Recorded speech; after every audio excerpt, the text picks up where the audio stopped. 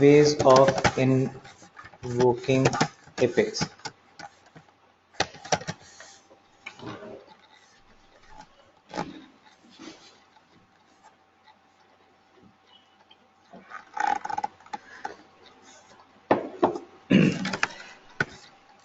So far, we have used Apex in two ways, right? One, we are calling it as a controller on Visual Force page.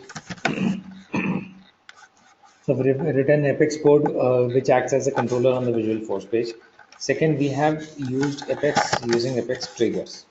Okay, so these are the most frequently used ways of invoking Apex. But there are other ways also, and I'm going to talk about those things today. First and very simple way of invoking Apex is an anonymous code block. Okay. All right. So what is anonymous code block? Anonymous code block is just an small Apex code which you want to execute um, from your developer console, and you don't want to store it anywhere. So this is a code which you don't want to actually create a class or a method or anything, right? You just want to write a code and execute that. So sometimes your code is something which keeps changing very frequently, and you don't want to store that code and reuse that. You just want to write it and execute it. How do you do that? So let's just have a look into that. Give me 1 minute.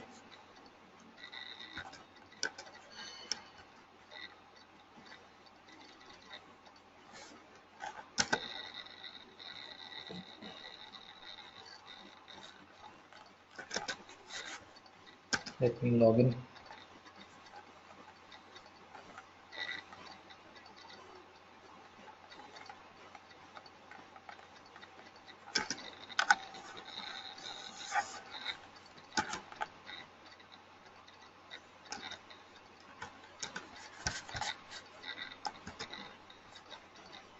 Okay, so here we are invoking Apex. Different ways of invoking Apex. First is anonymous code block. So as I told you, just a small code block you just want to execute once. Apex triggers. Triggers we have already talked about. Visual Force classes. That's something that we have already done. Then another way of invoking Apex is asynchronous Apex. Asynchronous Apex is something which is not, an Apex code which is not executed in sync with the end user action. Right? So like a Visual Force class and Apex trigger are synchronous Apex. Asynchronous Apex is something which runs in the backend. The execution can be delayed or it can be scheduled, but it's not exactly in the sync with the end user action. I'll tell you a little more about that. There are quite a few options of using asynchronous Apex. One is future method, one is QBL Apex, one is Apex scheduler, one is batch Apex. All right. So I'll get into details of these things. And another way of invoking Apex is an Apex email service. Apex email service basically talks about invoking an Apex code on, receive of an email. So once an email is sent to a certain email ID, an Apex code can be executed. That's what an Apex email service is. So let's start talking with the anonymous code block. What is this anonymous code block? An anonymous block is Apex code that does not get stored in the metadata. So as I told you, we don't create a class or a trigger for that. It's not stored in the metadata. This is just a code that I want to execute. And why would I want to do that?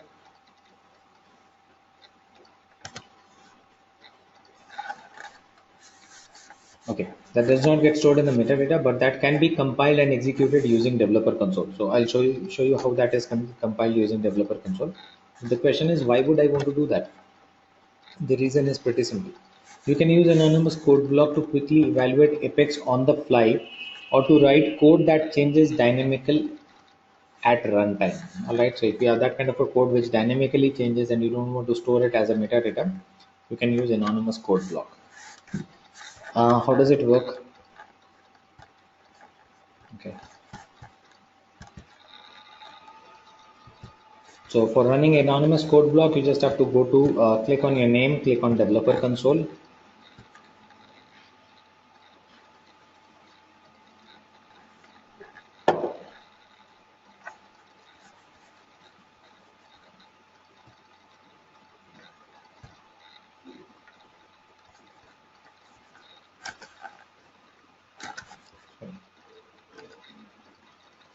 Okay, so here you need to go to debug, open execute anonymous window. This opens up the window for you. You can enter your Apex code here, write whatever you want. Account A equals new account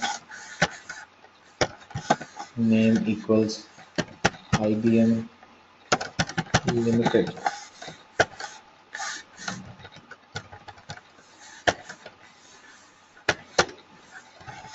Insert A.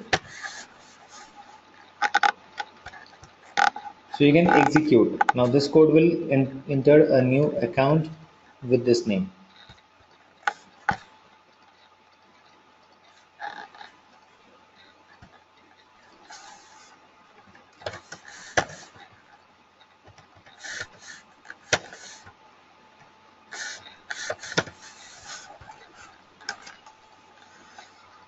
So the code got executed now.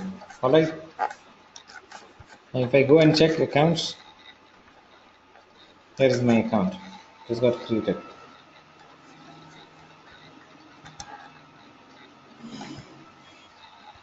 Got it? So this is how your anonymous code block can work. So if you just have a piece of code and you want to execute it without storing it anywhere as metadata, use anonymous code block. Alright. Now Apex Trigger and Visual Force classes we have done. We'll get next into our asynchronous Apex. Okay. So in asynchronous Apex, as I told you, asynchronous Apex is the Apex which is not executed in sync with the end user action. What is this synchronous and asynchronous? Synchronous is something, a code which is executed exactly the moment, an end user performs an action. Let's say the moment I click on a button, the code executes. That's synchronous. The moment I load the page, the code executes. That's synchronous. That's in sync with my action. Asynchronous is something which either get delayed, or that's something which is scheduled and it runs in the backend and it has got nothing to do with that. It's not in exact sync with the end user action. Okay, so first type of asynchronous effects is future method. All right, what's a future method? We have worked on other methods of Salesforce, right? So generally a method gets executed when you click on a button or when you load the page, right? That's when a method gets executed. There's another type of method which is called a future method. Okay, what does a future method do? A future method runs in the background asynchronously. So it actually runs in the background asynchronously. And what is the logic? You can call a future method for executing long running operation. So if you have a long running operation, you know that this method is going to run for longer duration. You can make that method as future. Because what will happen if you don't make it as a future method, it will try to execute right now, and if the resources are not available, it will get cancelled, right? So in case some operations are long running operations and will take some time, so you can make them future methods, all right, so that they take their time. Whenever the resources are available, they can get executed, right? Or any operation you would like to run in its own thread on its own time. So there are certain operations where you feel that, okay, this operation should get completed on its own thread on its own time, no matter it gets done now or after an hour, that's fine, but you don't want that method to get cancelled, right? So in those cases, you can use future methods. All right. So advantage of using a future method is it waits for the resources to become available, and it stays in the queue. So it's not that, okay, fine, it gets executed or gets cancelled. No. Normal methods will either be completed, at that particular time, or they get cancelled. They get aborted. But for a future method, it will wait till the time resources become available, and it will run when the resources become available. So that's what a future method is. All right. Each future method is queued and executes when system resources become available. All right. So it patiently waits for the system resources to become available, and the moment resources are there available, it gets executed. Okay. To define a future method, you simply need to annotate it with the future annotation, like this. Okay, at future.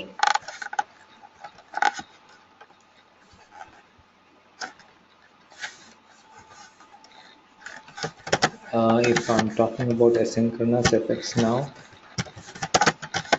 and I'm talking about future methods, so logic we have understood what a future method will do. Only thing that you'll have to do is you have to start that future method with this. Any method where you put this at the rate future before start of that method becomes a future method, right? Which means this method will wait for the resources to become available and then it will get executed. And this cannot be done for the instant methods, the ones which need to be executed instantly, like a page load. So the page needs to be loaded now or it should get cancelled or it should throw me an error that okay, not able to load the page. There I cannot say future method, okay, fine, take your time and load whenever you get time. No. Apex trigger. So those are synchronous methods, right? So I cannot have those synchronous methods, being used as future methods, right? So certain methods where maybe a database change is required in the backend, and that can it's okay if that gets done after 30 minutes also, not affecting the end user. Let it be a future method. Got it? So all that we have to do is we just have to put one at future annotation before we start writing that method, and it will automatically make it a future method. Okay, let's read a little more about future method. Methods with a future annotation must be static methods. So these methods need to be static methods and can only return a void type. So the return type for future method has to be void. Again, I told you you cannot put a get method, which returns a certain value or string or something to be a future method, because your page either needs to be loaded now or it should get cancelled. Some one of these things, right? So you cannot have it as a future thing. So future methods need to be void return type, so that the end user is not waiting for any return type there, and it has to be static methods. Okay. The specified parameters must be primitive data types. So if you are defining any parameters in a future method, has to be primitive data type or arrays of the primitive data types or collections of primitive data types. Got it? So if in case a parameter needs to be defined for a future method, that parameter has to be a primitive. Primitive means string, integer, these kind of things. You cannot use an S object as a parameter for future method. Okay. Can you think of what can be the reason behind that? What is the logic? Why I cannot uh, give a parameter of an S object in a future method?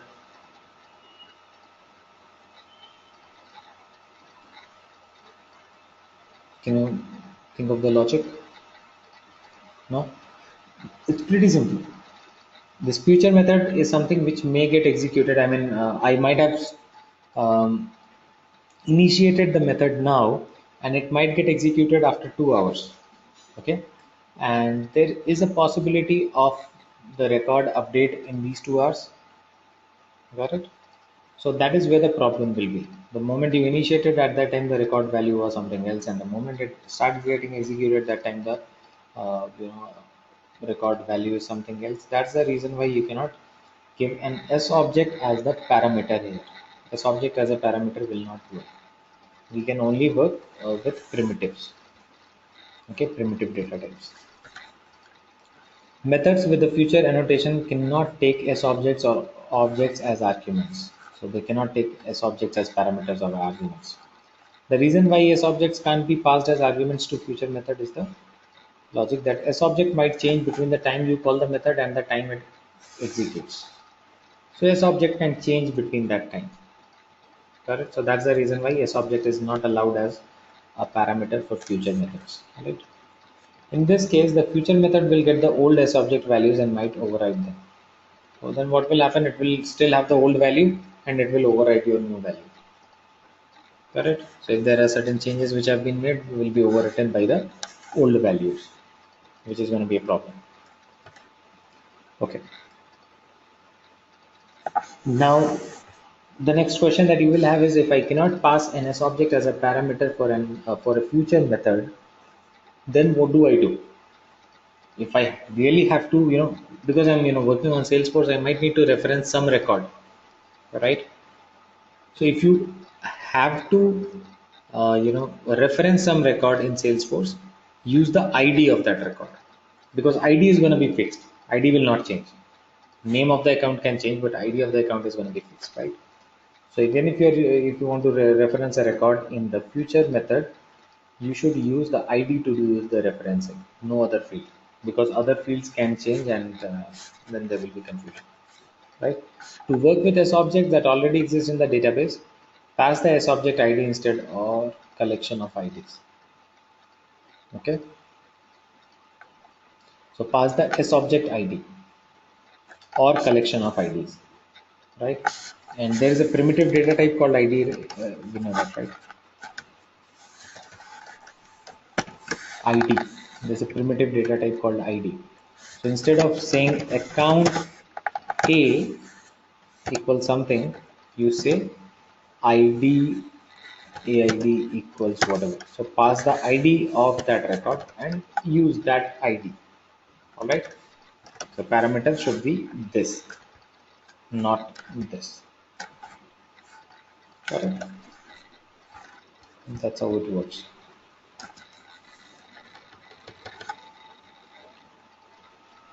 See, list of ID can be defined as a parameter. So this is correct.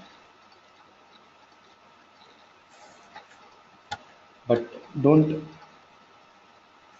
So this list of ID can be passed as a parameter, and then through that list of ID, you can populate the list of accounts. But don't use list of accounts here as parameter. That's wrong. All right, that will not work. Clear? So that's how it needs to be done for future methods. Correct. So we have a very simple logic behind why future methods cannot use the S objects as parameters. All right. Okay. Now the second type of asynchronous apex, which is called queuable apex. It's pretty similar to future method. Future method is basically for a method, one particular method. So you define a method as a future method. Queuable apex is concept wise same, but it basically does it for the entire class, not just for a single method. Okay, so here you are allowed to make a complete class queuable, so that that entire class gets queued and it executes when the resources become available. So it does not get executed right now, but it executes when the resources become available, right? And it has a few advantages over the future method. So we'll see what all advantages it has. Take control of your asynchronous apex processes by using the queuable interface. Okay. So it can, so first advantage that we can see here is that you can have an apex process defined here. One method, then the second method, then the third method. That sort of process can be defined here, right? So because it's a class. Got it? So this interface enables you to add jobs to the queue and monitor them. Okay, so this queuable apex interface will allow you to add jobs into the apex queue, and you can monitor them as well. So this is again one advantage of a queuable apex, that you will be able to monitor what is the status of your apex, correct? The queued apex, which is an enhanced way of running your asynchronous apex code compared to using future methods. All right. So this is an enhanced way, and this is something which is very new. Queuable apex. A lot of times, you might not have this thing, being asked in your interviews and all, because a lot of organizations might not even have used it so far. It's something very new, recently, maybe 6-7 months old. This last Dreamforce only they launched it, right? This feature. So queuable apex is where it's an enhanced way of using future methods, because future methods had its limitation of just making one method as future. They came up with this queuable apex. All right. So this is an enhanced way of running your asynchronous Apex code compared to using future methods. For Apex processes that run for a longer time, such as extensive database operations, you can use this. You can run them asynchronously by implementing the queuable interface and adding a job to the Apex job queue. So any Apex code that you think will run for a longer duration, what you can do is you can just create a class for them, which is going to be a queuable class, which implements queuable interface, and then you can add them to the job queue, and whenever the resources become available, that Apex code will get executed. All right, and the best part is you will be able to monitor it. You will have the scope of monitoring it. What is the status of this? In this way, your asynchronous Apex job runs in the background in its own thread and doesn't delay the execution of your main Apex logic. So in this way, what happens, the advantage you have is this will keep on running in the background, and the long running process, and it's not going to hamper any of your main Apex logic. Main Apex logic means the synchronous ones. So if the end users are using something and they are clicking on a button, their Apex gets priority. This Apex code runs in the background when the resources become available, right? And you can keep on tracking or monitoring the execution of it. All right. Each queued job runs when system resources become available. The same thing. Just that was a method. For your understanding, future method is a method, and this is a complete class. Okay. And how queuable Apex is defined?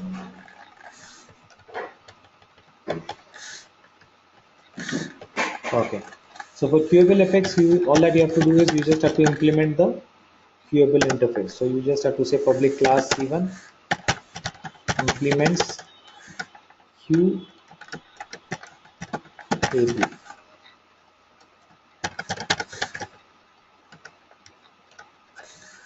code here. Got it? So defining this implements queuable while you're writing the class makes that class queuable, right? So you can put that class as a queued Apex.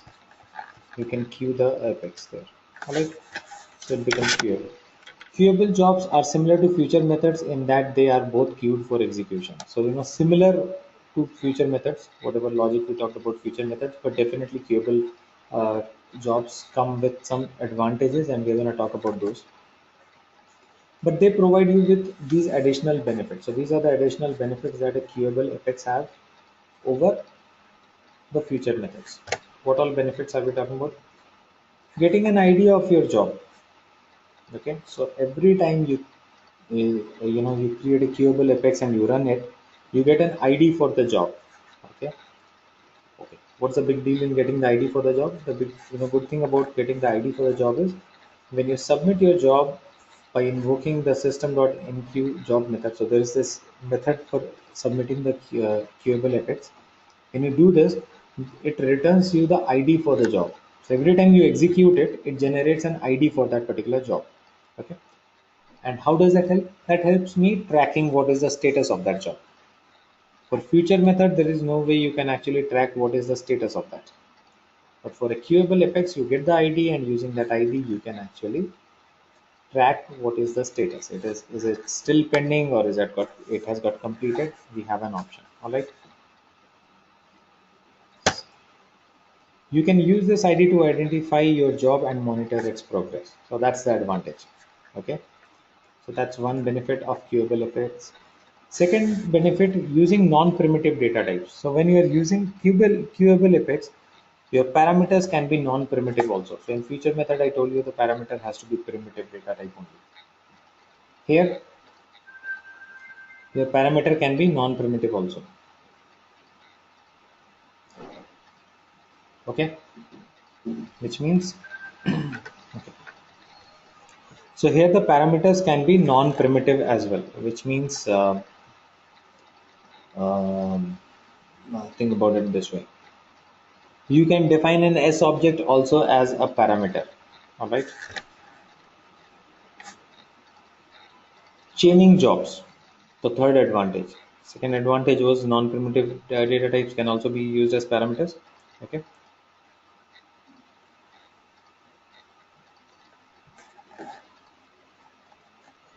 Third is chaining jobs. You can chain one job to another job by starting a second job from a running job. Okay.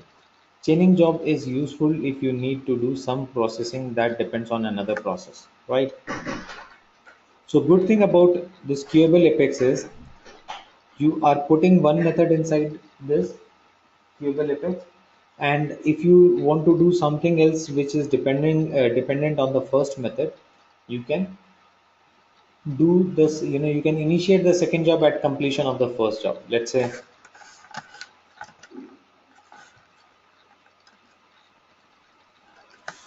this is my queuable, and here I am executing method 1. Okay, end of the method 1, what I can do is I can call class 2 method 2. So if there is another class which needs to be executed, so one queuable apex, let's say it's creating all the accounts. For example, it creates all the accounts. The next thing that you want to do is create all the contacts. So you can write one queuable apex for creating all the accounts, and then end of it, it should call another class with another method, which calls which creates all the contacts maybe. Got it? So that's the advantage of the queuable apex. So three advantages: one, it gives us an ID so that we can track the status of queuable apex. Second, it can use non-primitive data type. Third, chaining jobs, so you can connect a queuable apex to another job which can be executed at end of this particular job. So let's take a small example.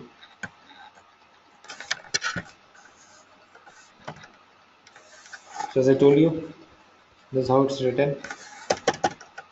Queuable apex, first of all, it will have a public class exactly the way you write c1 c2 whatever you want to call it like this. You should write increments queuable. So anything which you write as queuable here becomes queuable, and then you have to define a method inside this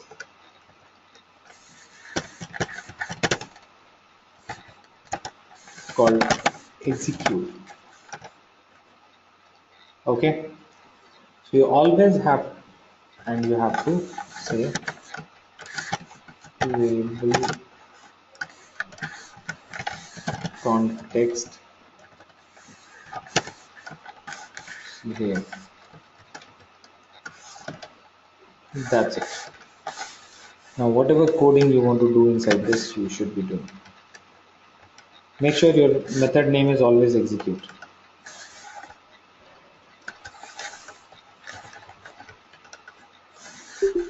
Write your code here.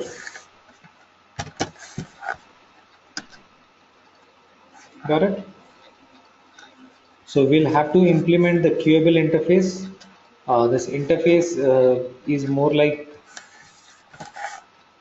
okay, interface is more like a library, all right? So basically, when you implement a certain interface on a class, it is capable of using some of the existing methods and the classes which are already defined, right? So when you use this implements queuable, and then you go ahead and define a method as public void execute, and then whatever code you want to write here, okay, whatever you want to do. So let's take a simple example and do it in Salesforce and see how it works. So just go to setup. It's more like creating a normal class. Let's go to develop, Apex classes, go to new. Oh, sorry, I'm creating a class again somewhere else. Let me log in into our own account. Give me 1 minute. Huh?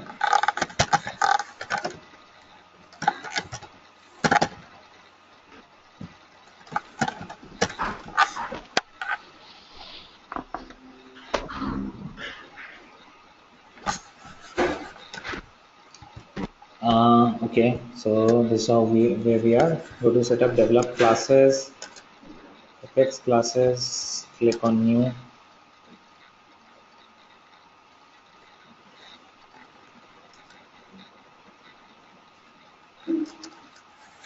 Say public class. Give a name to the class, which can be anything.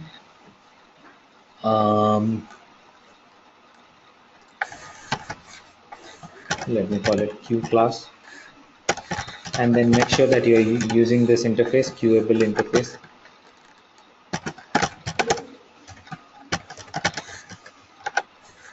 Now your public void execute. This has to be the method name.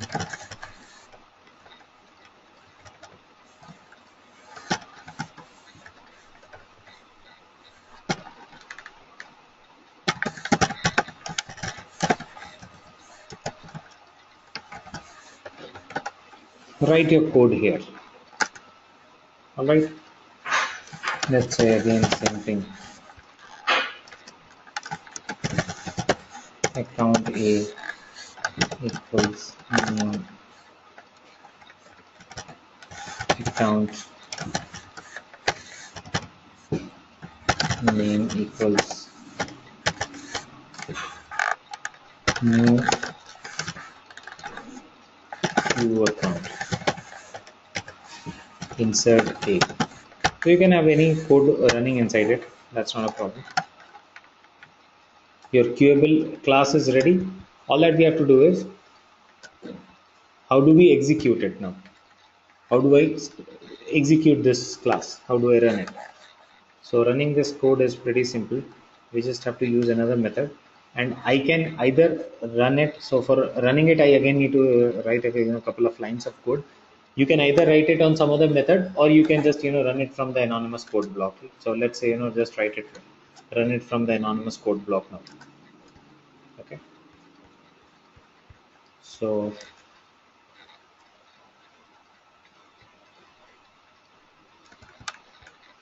this is what you have to do.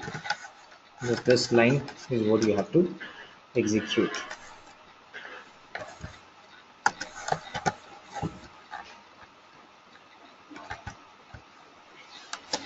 Q class. That's it. So we use this method system.enqueue. All right. So I have to execute this line wherever I want, and that will initiate this Q class, this Qable class, to execute. All right. So let me go ahead and write it in my code block, anonymous code block. Copy it. Go to the anonymous code block.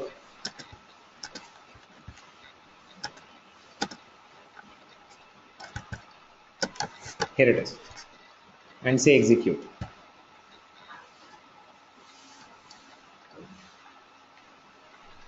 All right. Now once I've started the execution of that code, I can monitor it. I told you. So you can just go to setup, monitor, jobs, Apex jobs.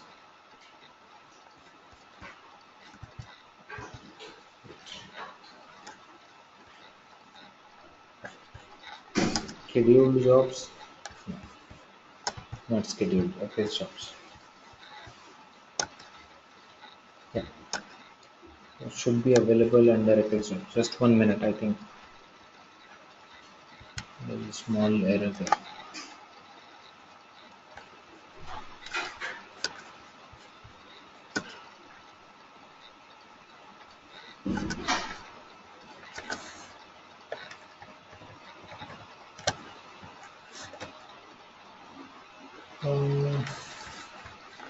Okay.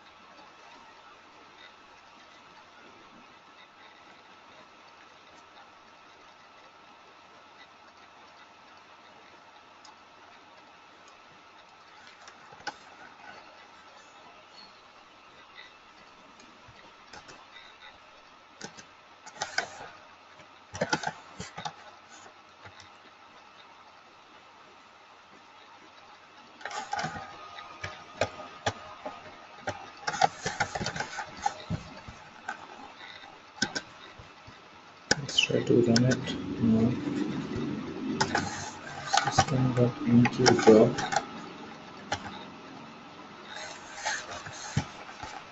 Execute. Fine.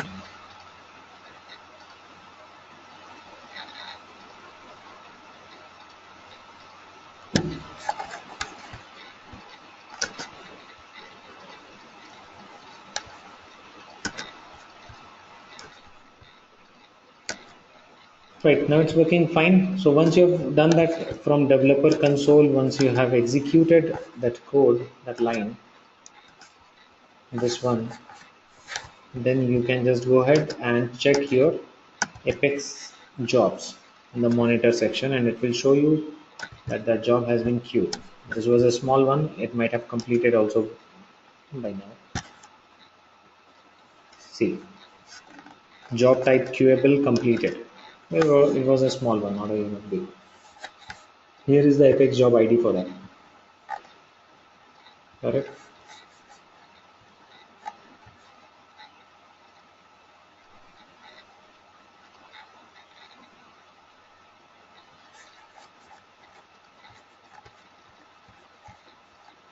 So who submitted, and then the queuable job type, status, what date it was submitted on, right?